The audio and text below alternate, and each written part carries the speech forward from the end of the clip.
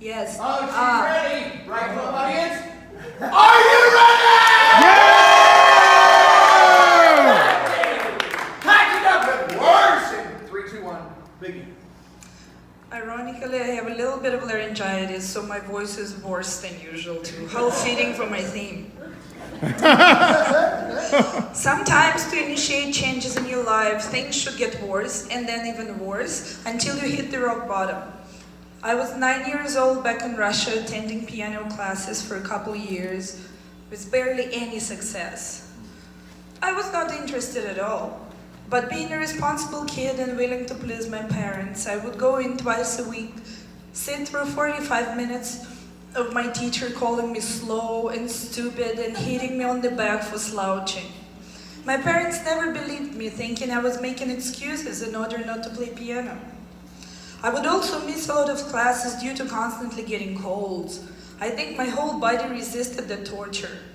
Instead, my dream was to start skiing, but my parents considered it dangerous. At some point, there happened one particularly long stretch of flus and other colds for me, and I knew that it would be hard to get back and catch up on my music classes. And I knew that would lead to another round of abuse from my teacher, and I just couldn't tolerate this anymore. I asked my mom to take me to class that day, but instead of leaving for errands, I asked her to wait behind the door. Unaware of this scenario, my teacher started the lesson from calling me retarded and promising to tell my parents to take me to a therapist. Then she promptly hit me in the back for slouching.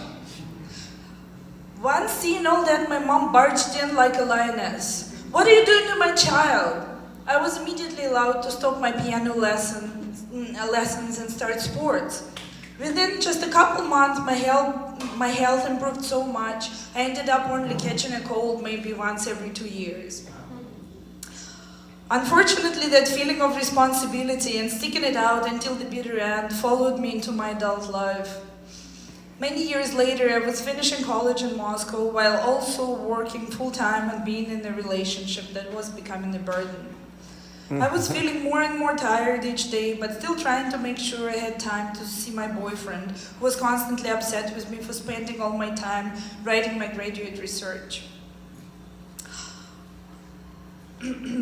I remember sitting at work that one day with a triumphant feeling. My work was almost done, and the only thing left to write for this paper was an intro and a conclusion.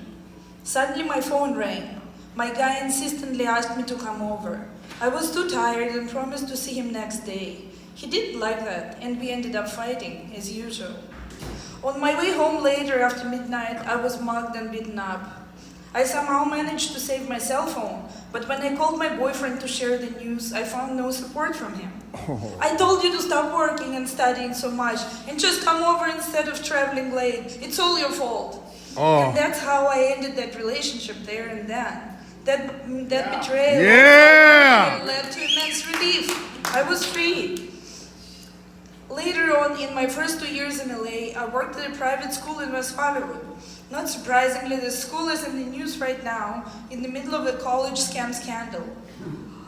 For years, its management helped high school kids fake SAT results. Why am I not surprised?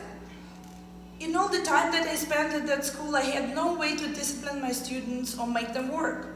Being responsible though, as usual, I blamed myself. I tried my best to make my lessons more interesting and diverse. Very few things worked, unfortunately, and I was getting barely any support from the principal. "Their parents pay a hefty sum each year," he told me, cynically. "Why would I be on your side? Learn to teach the kids who don't want to study." So I kept blaming myself and trying to improve my teaching style, but the things kept deteriorating. However, one day it just became too much. I was administering a test in the 9th grade when I saw one of my students looking something up on his phone. It was over 12 years ago, and the phone was Razor. You must still remember them, right?